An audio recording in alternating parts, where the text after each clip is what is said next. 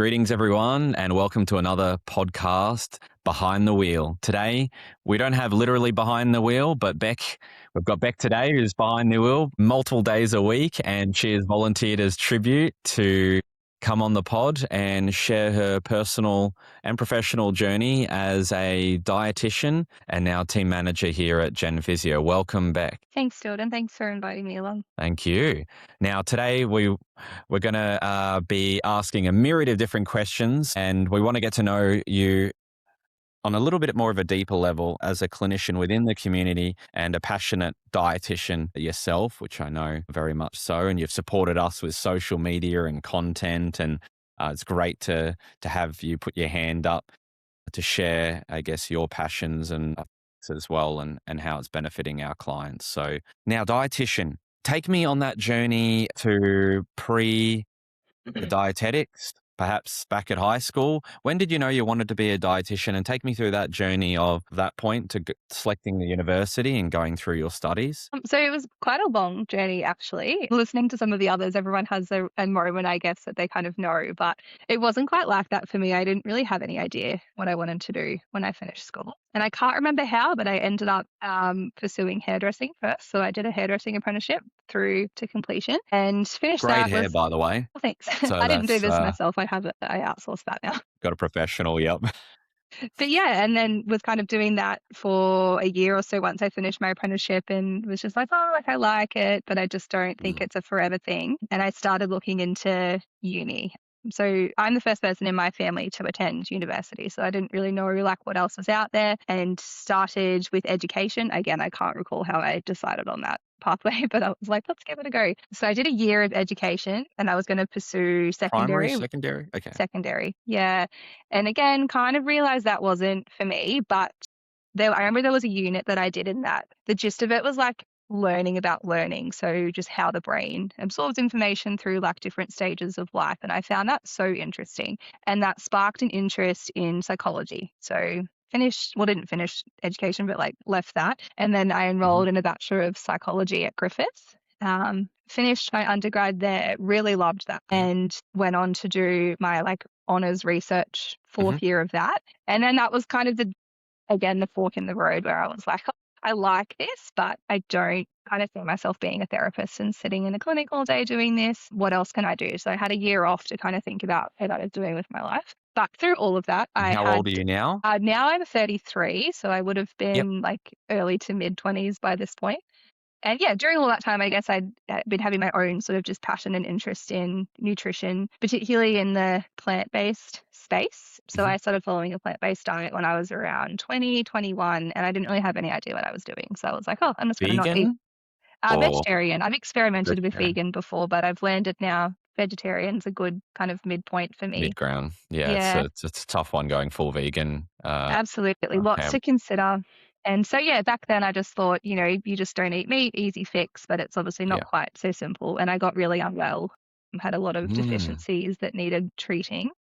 Yes. But I was pretty committed to like following that through. So that kind of led me down, okay, how can I do this properly? And I learned about all the different nutrients that were impacted and how I can get that from food and all that sort of stuff. And that kind of, I think, started to snowball. Like, I really enjoy this. Maybe that can be a career for me. And so started to look then at like what I could study in that realm, which led me to dietetics. So I started that in 2018. That was another 4-year degree. Wow. And then Any started this RPL? this year. Any recognized prior learning A subject? little bit. So I think I Okay. managed to knock a semester off, but Not it much. still ended up taking me the full 4 years because it was the first semester that I started. Sadly, our dog passed away and that was a really rough time. So I dropped back to part-time for that semester. So it took me the Yeah. full 4 years again anyway, but Yeah. that's okay. We got here in the end. It was a long, Yes. hard slog. But I think it's worked out for the best because so much of what we do as dietitians involves behavioural change. And I remember in the last years of uni, lecturers and like mentors and stuff saying, we really recommend you consider doing like a post-grad certificate in psychology or something because you're going to need it. And I was like, oh, I already have that. So it's kind of worked out for the best, even if it did take me a long while to figure it out. So very well, I guess, qualified Bec, which is fantastic. Dabbled in a couple of different Yeah, jack of all trades. fields from, I guess, hairdresser to education and then off to psychology and then now landing in dietetics. You've mentioned how the psychology has been quite helpful in your dietetics practice and work with clients. How important is that for you, having that grounding? And where have you relied on it more than you might have thought of to provide interventions as a dietitian to your clients? Yeah, absolutely. I think it obviously depends on the person in front of you. Some people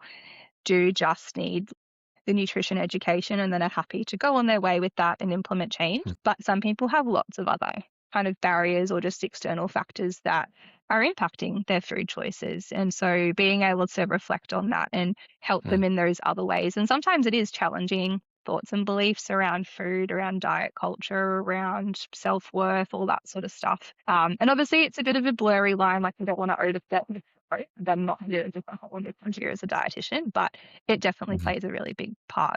Yeah. And so, as a percentage term, would you be able to give the audience how often you're drawing on your psychology and knowledge on a weekly basis versus as a dietitian?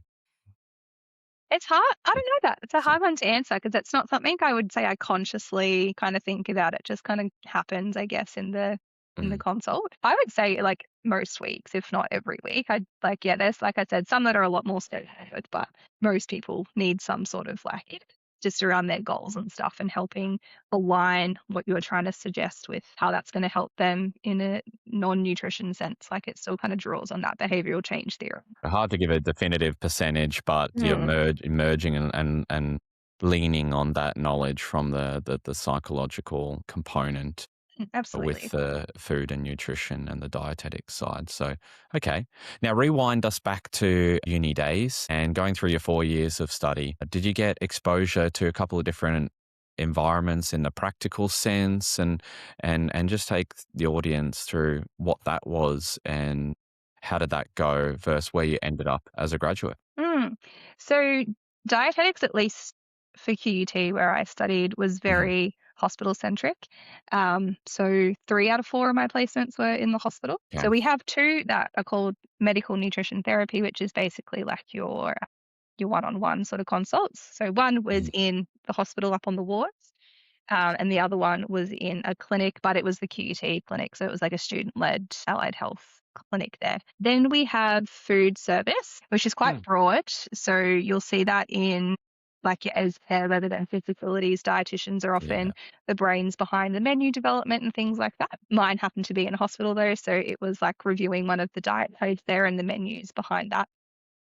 Okay. Patient satisfaction as well, if patients are enjoying it or and what sort of feedback they have for changes that might be made. And then our other one is community and public health. I was originally meant to do a rural placement for that, but in the age of COVID and border closures and things like that, that got scrapped. So I Mhm. ended up in a hospital for that one, and it was more of a public health. So there's a system in the Queensland Health hospitals.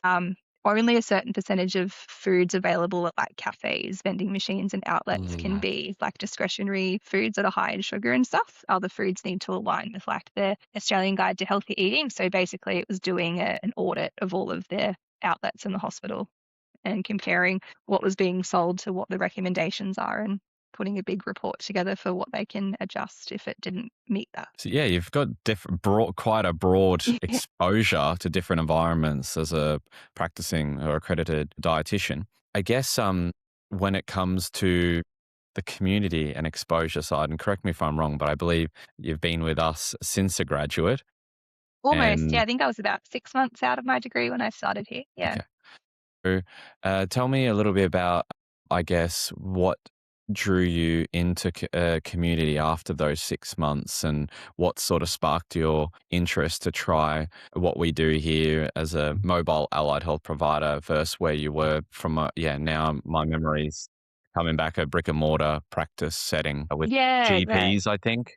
Yeah, I had a couple of Yeah. contract jobs basically straight out of uni just to try and make up like a full-time caseload. And like GPs, I guess, is a little bit broader, but you do tend to kind of get a bit of expectation to niche off. So I remember one of the clinics founders that was very kind of like natural health and gut health and that sort of thing, which I do find very interesting. Being so early in my career, I also didn't want to niche myself off too early. I wanted Hmm. to get a really good exposure to everything and really figure out what I enjoy versus what I, don't really foresee myself doing as much.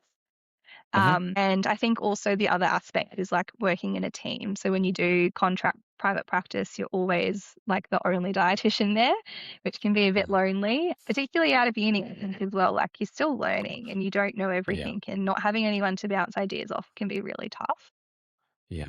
Yeah, when there was more, really diverse caseload within a team, and I was like, yeah, absolutely, sign me up. Great. So you mentioned, I guess, when you're looking at community options and wanting to broaden your scope as a clinician and not have too much of a narrow focus, especially early in your career, also working in within a larger team, which is obviously one of the big benefits of community and working with different clients of all different ages and backgrounds. And it's so great that I guess we're quite 50-50 in the aged care and NDIS sort of population. So you do get exposure from both, I guess, aspects of clients. What would you say your most common client that you perhaps come across with? Is it more in the pediatrics, disability? Is it the adolescent, the adults? Is it more your aged care? Do you have a healthy mix? And then perhaps what would be a type of a client or case that you find that interests you the most?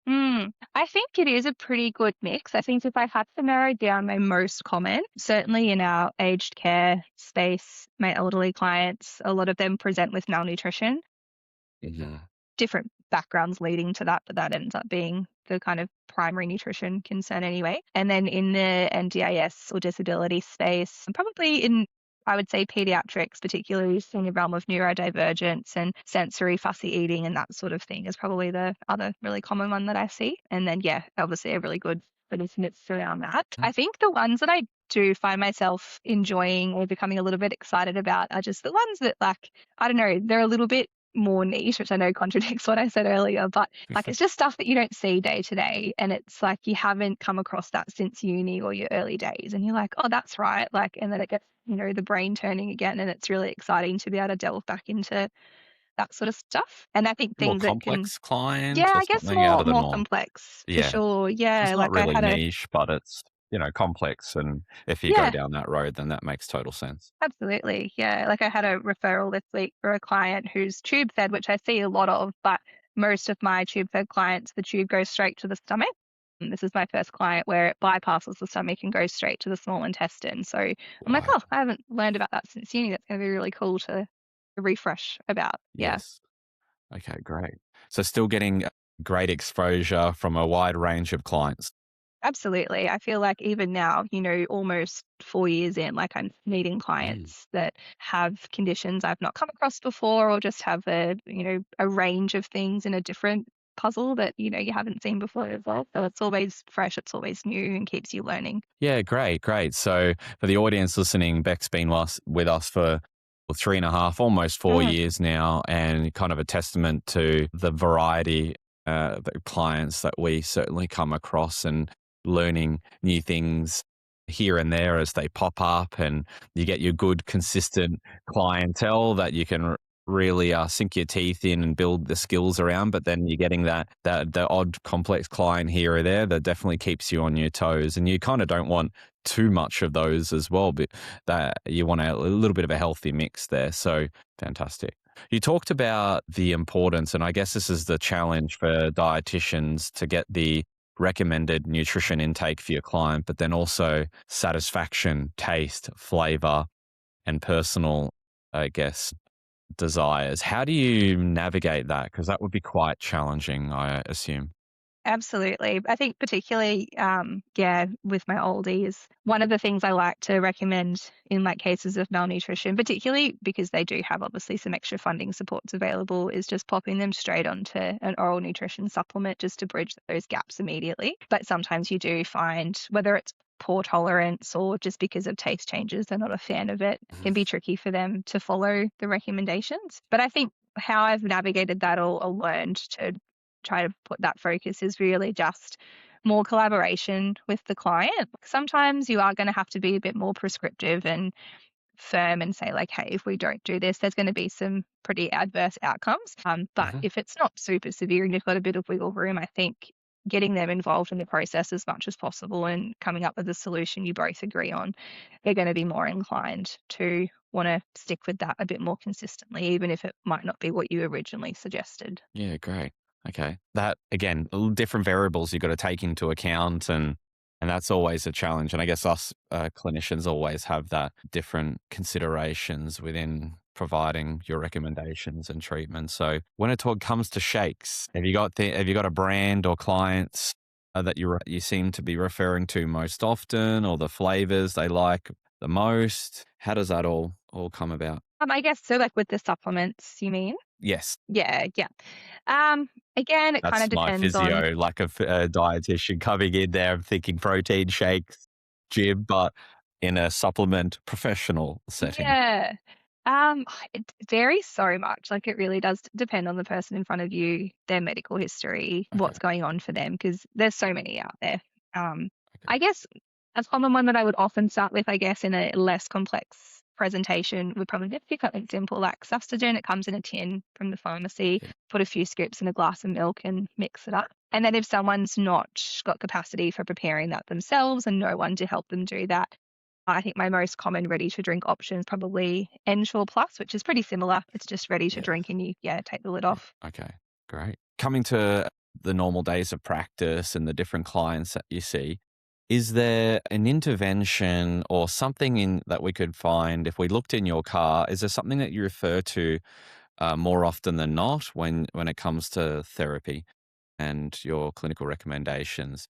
Is there something that you quite like referring to that's gotten really good results with your clients or taking them through Hmm. something that Not really. I feel like advice since most of our therapy is very talk based. And so I don't have a lot of okay, equipment in my car. It's pretty much just my wheelchair scale. That's it. yeah, Um, and then with resources, like I usually just flick those through to the client after we've kind of gone through them together in the appointment.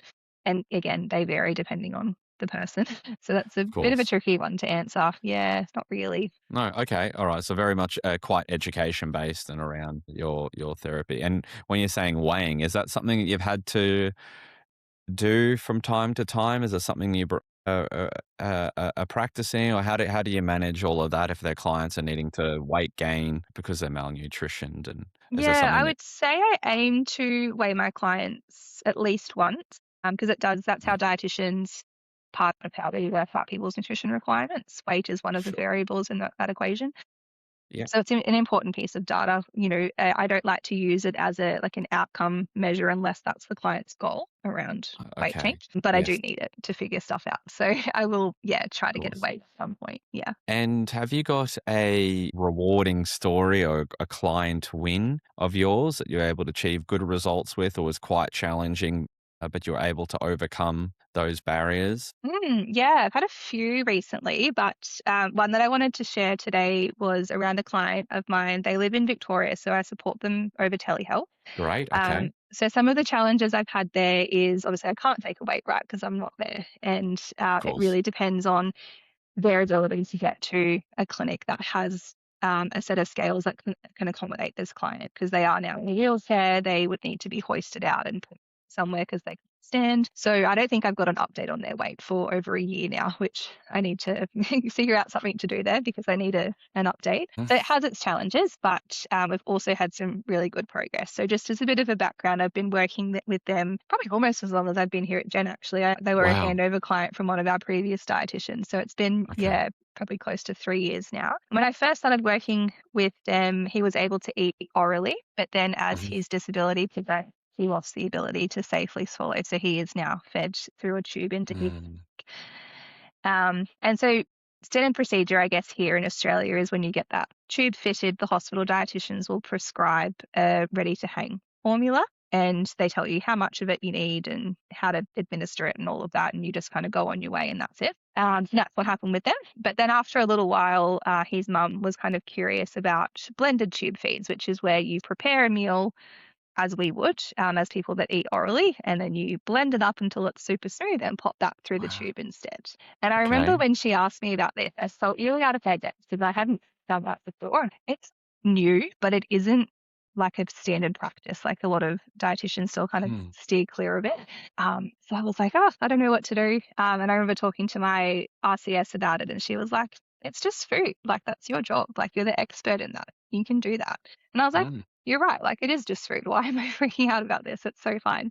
I did a little bit more research because there are certain things you have to consider, like bacterial contamination and getting the right consistency so it doesn't clog the tube and things like that. And then, yeah, come back together, gave the family a few recipes to try, and mum's become really confident with it now and has been able to do one of his Right. feeds a day with a home prepared blended recipe. And we've seen some really good, like, I guess, objective outcomes from that. So he's had a bit of an improvement in his digestive health, which has been really good.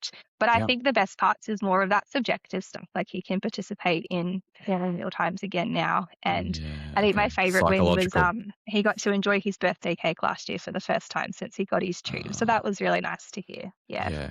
Nice. Yeah, that's good. I guess, you're looking at the psychosocial Mm, components as exactly. well. And for him to be able to engage in that and be part of it would mean a lot as well, rather than just having your stock standard supplement. And I'm sure his partner would enjoy preparing and helping him and being that sort of carer. Absolutely. Yeah, I think that's again where that sort of psych background is so helpful because food is so much more than the fuel and the science behind it. Like there is all of that Mm. psychosocial stuff around food as well. Yeah, absolutely. And, for my limited knowledge in this space, the stress and people can overeat and, it's their Mm, mood and it's very much linked. Do you feel that there's a strong link to, I guess, the mood of it or behaviors or their state that they're in to how they eat? Or yeah, absolutely. I remember at uni actually, this was one of my like research assignments. I looked at the correlation Mm, between mood disorders and nutrition. And yeah, really strong link between the quality of food that we eat and mood outcomes. And if we're eating a lot of like discretionary foods and high fat, high sugar and that sort of thing, and the correlation with poorer mood outcomes. And yeah, it's definitely a very strong link. It's very interesting okay. stuff. Yeah. Oh, great. And outside the professional, personal, is there a couple things that the audience might not know that you'd be happy to share? What are your hobbies, secret talents? Um, Not so much secret talents. I guess outside of work, I like physical Pilates. So I do reformer a few times a week. That's been really good. Yeah, reform Um, is good. I used to be really big into the gym and stuff, and I think I just was a bit too into it and then just hated it one day. So I'm excited to have found Mix it up. a form of movement that I enjoy and can keep Good, consistent with. good. And then, yeah, I don't know, just love being creative. So I like doing crochet, I like baking, getting into painting recently. So I've painted like a nice mural on my Wow. bookcase and I've been doing a few like paint by numbers. So that's been nice. Great. So you keep yourself busy, Beck. Yeah, for sure. That's good. So you got a bit of the physical movement, looking after your health in that sense. Then the mental side, painting in particular, you got to have a lot of patience for that. Something I don't have much of, but I definitely enjoy it nonetheless. It's quite a calming exercise. Yeah. Good for Great. practicing patience too, because I do find trying to rush it and then have to force my, you got to wait for this layer to dry. So just calm down. Yeah. We could all benefit from that in this world that we're in. Beck, great. Appreciate you sharing the professional side of your growth and journey and a little bit of the personal. What we'll do is we'll do the quick fire round now. So this is just a rapid few questions all related to your role in community and what a little bit of a day-to-day is like. So your go-to lunch. What's your favorite go-to lunch on the road? Whether are you a pre-packed, disciplined, or you like to go a bit of a cafe to spoil yourself? What's the dietitian? What's the secret behind your day to day? Not a dietitian recommendation, just the fact that I'm not very prepared. I don't pack my lunch, no. So I'm usually GYG if I'm out on the road and not home for lunch. I love GYG, that's a good the one. mini nacho fries and rice bowls are my usual go-tos. Okay, nice. A bit of a spoil to yourself, a Yeah, non-dietitian. This is a this is personal just poor personal planning. one. Yep. And coffee order. What's your go-to coffee order if you drink? I do love coffee. I'm a soy latte girl. Soy latte, that's a good one. Yeah. No, I love that. Not a long black, short No, I've espresso. tried long black, but it's not for me. I do like a cold brew, a little bit less bitter. Okay, So yeah. if I'm gonna do like a black coffee, it'll be a cold brew. But Okay. yeah, Fair enough. You gotta try a couple things, but the soy lattes, it's a good one, especially for lactose intolerant people like me. That goes down well. And favorite playlist or podcast or the audiobook, I guess, while traveling between clients? yeah, I don't really listen to podcasts, and I prefer to read, like with a book. So I'm usually music in the car, and it Yeah. just kind of depends on the day. I've got a bit of a mixed, eclectic music taste. So some days it's, your pop hits, and then other days it's like more alternative, like metal or pop punk sort of stuff. So it just, Wow. yeah, Like depends how I'm feeling. Evanescence and Taylor Swift, or what are we going here? Taylor Swift is my top artist, but then my second top artist is like Sleep Token and Bad Omens and that sort of more alternative stuff. Wow. So just Okay. depends. You got a mixed bag here. Yeah, Keep everyone on their toes, Beck. that's Love it. that. Didn't Never know know there's what you're some gonna other listen to when you secret get in my car. talents, but interest. And a phrase you might catch yourself saying at work or on the road more often. On the road, it's probably more just criticizing other drivers. I think one of my favorites is just calling all the slow people snails. I'm like, "Get out of my way, you snail." Mm, Yeah, yeah. yeah, there's always something to be said on the road for sure. Watch out for the when Beck's coming with the sports Absolutely. mode on and the Yeah, Corolla. that's it. Nice. Team holiday. Oh, sorry. Dream holiday destination, but as a road trip, given that we're behind the Mm, wheel day in, day out for most of our days, road trip. road trip Um style. I haven't really thought much about road trips before. I think if I have to think of one, I might be curious to do a bit more exploration of Tassie. I think it's so That's a good beautiful one. down there. I've been a Yeah, it couple of is. times now. My husband and I got Yeah. married down there, so Oh, it's got a lovely. bit of a Whereabouts? on the Freycinet coast. Yeah, Yeah, nice. it was really Yeah, nice that's a there. good, So good. yeah, it'd be good to like I guess drive around a little bit more because I think we first went for a week for my 30th, and that was nice. Mm, And then we were only there for a few days when we got married. It was just a bit of a pit stop on the way to our honeymoon. So it'd be good to spend a bit more yeah. time down there. What about Cradle Mountain? Did you Yeah, end we up did head Cradle up when that we way? went for my It's 30th. beautiful. We did a big walk Yeah, around there, not like the multi-day hike or anything, just like a just day the walking around. Cradle Lake. Yeah, yeah. Yeah. Yep. Yeah. Nice. That's a good one. Yeah, we've been Mm, there 3 times. My wife and I have taken some friends with us, and yeah, we love Tassie, yeah. especially in winter.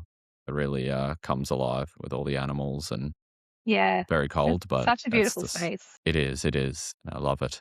And very last question before we wrap up today: if you had a uh, to give one tip to someone starting out in the community as a clinician, whether it's a dietitian or any background, what would be the one tip you'd give them? I think just getting comfortable with that it's okay not to know everything and Mm, appreciating that people are the experts in their own lives. Kind of like I that's mentioned a good earlier, one. you're going to keep coming across different clients and presentations you haven't seen before well into your career. So not being afraid to ask questions and ask the client their experience if you're not sure, I think it goes a really long way rather than, putting on a front and pretending like you know everything. I think they really respect when you can ask them what their experience is and take that on board. Yeah. Yeah. Great advice. Yeah. Being transparent, honest, asking questions, and not feeling like you have to have all the answers on day one. Absolutely. Yeah. I feel like you get a lot of pressure as a new grad, I think, to feel like you should be doing that. And I think, yeah, just knowing it's okay not to. You might not, implement anything in that first session. It might just be Mm. asking lots of questions, and that's perfectly okay. Yeah, absolutely. And there's always that time before the follow up that you can do your research or look up a couple of things or try, go over your head and some different interventions that you would like to try next. So you don't have to have all the answers and solve it all on the first session. So really good advice, Beck. Well, that wraps us up for our podcast today. Thank you so much for coming on and sharing your journey. And appreciate your time, and we'll finish it up from there. Sounds good. Thanks again for having me, Jordan. It's been great. Thank you for coming on. Bye for now.